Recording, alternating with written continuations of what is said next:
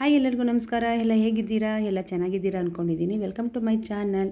ವೀಕ್ಷಕರೇ, ಈ ದಿನ ಈ ವಿಡಿಯೋದಲ್ಲಿ ನಾವು ದೀಪಾವಳಿ ಹಬ್ಬದ ವಿಶೇಷತೆ ಮತ್ತು ದೀಪಾವಳಿ ಹಬ್ಬವನ್ನು ಯಾವಾಗ ಆಚರಣೆ ಮಾಡಬೇಕು ಮತ್ತು ಯಾವ ದೇವತೆಗಳಿಗೆ ಪೂಜೆ ಮಾಡಬೇಕು ಎಂಬುದನ್ನು ನಾವು ಈ ವಿಡಿಯೋದಲ್ಲಿ ತಿಳ್ಕೊಳ್ಳೋಣ. ವೀಕ್ಷಕರೇ, ಬನ್ನಿ ನೋಡೋಣ ಈ ವಿಡಿಯೋದಲ್ಲಿ.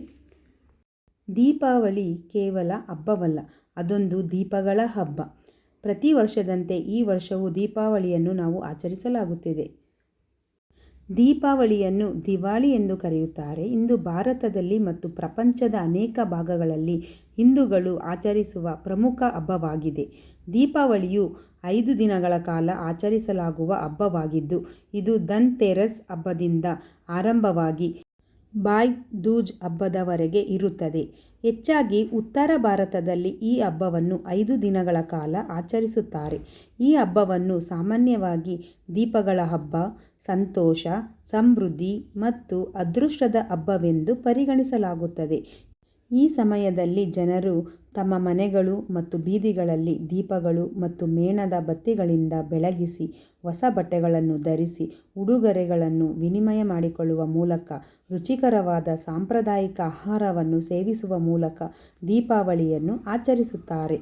2025ರ ದೀಪಾವಳಿ ಹಬ್ಬವನ್ನು ಯಾವಾಗ ಪೂಜೆ ಮಾಡಬೇಕು ಮತ್ತು ಯಾವ ದೇವತೆಗಳಿಗೆ ಪೂಜೆ ಮಾಡಬೇಕು ಎಂಬುದನ್ನು ನಾವು ತಿಳಿದುಕೊಳ್ಳೋಣ. ಇವಾಗ ಅಕ್ಟೋಬರ್ 18 ಶನಿವಾರ ದೀಪಾವಳಿ ಹಬ್ಬದ ಮೊದಲನೆಯ ದಿನವಾಗಿರುತ್ತದೆ.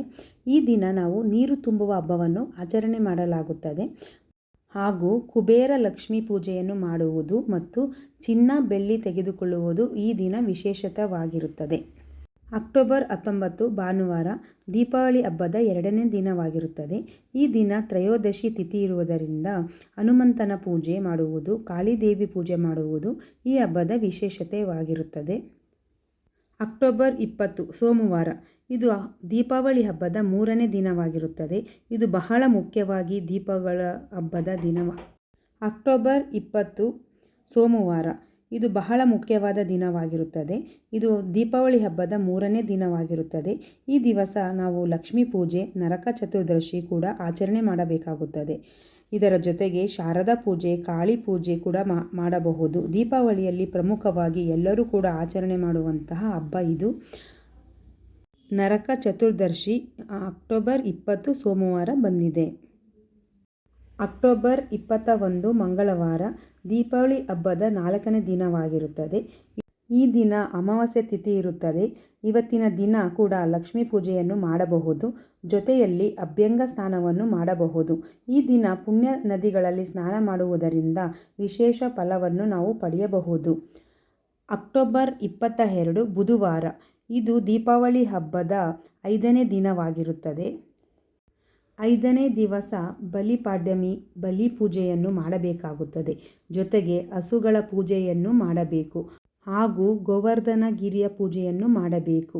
ಈ ದಿನ ಕೃಷ್ಣ ಗೋವರ್ಧನ ಪರ್ವತವನ್ನು ಎತ್ತಿದ ದಿನ ಎಂದು ಹೇಳಲಾಗುತ್ತದೆ. ಹಾಗಾಗಿ ಗೋವರ್ಧನ ಪೂಜೆಯನ್ನು ಮಾಡಬೇಕು. ಜೊತೆಗೆ ಬಲಿ ಚಕ್ರವರ್ತಿಯ ಕೋಟೆಯನ್ನು ಸಗಣಿಯಲ್ಲಿ ನಿರ್ಮಾಣ ಮಾಡಿ ಅದಕ್ಕೂ ಪೂಜೆಯನ್ನು ಸಲ್ಲಿಸಬೇಕಾಗುತ್ತದೆ. ದೀಪಾವಳಿ ಹಬ್ಬದ ಕೊನೆಯ ದಿನವಾದ ಅಕ್ಟೋಬರ್ 23ರಂದು ಗುರುವಾರ 6ನೇ ದಿನವಾಗಿರುತ್ತದೆ. ಈ ದಿನ ಅಣ್ಣ ತಂಗಿಯರಿಗೆ ಹಬ್ಬ. ಇದನ್ನು ಭಾಯ್ ದೂಜ್ ಎಂದು ಹೇಳಲಾಗುತ್ತದೆ. ಅಣ್ಣ ತಮ್ಮಂದಿರಿಗೆ ಹಣೆಗೆ ತಿಲಕವನ್ನು ಇಡುವುದರಿಂದ ಆಶೀರ್ವಾದ ಪಡೆಯುತ್ತಾರೆ. ಆದರೆ ಇದು ಉತ್ತರ ಭಾರತದಲ್ಲಿ ಹೆಚ್ಚಾಗಿ ಆಚರಿಸುತ್ತಾರೆ.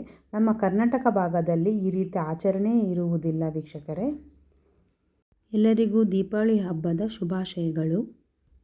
ಈ ವಿಡಿಯೋ ಇಷ್ಟವಾದಲ್ಲಿ ಶೇರ್ ಮಾಡಿ, ಸಬ್ಸ್ಕ್ರೈಬ್ ಮಾಡ್ಕೊಳ್ಳಿ ನನ್ನ ಚಾನಲನ್ನು ಹಾಗೂ ಒಂದು ಲೈಕ್ ಕೊಡಿ. Thank you very much. ಧನ್ಯವಾದಗಳು ವೀಕ್ಷಕರೇ.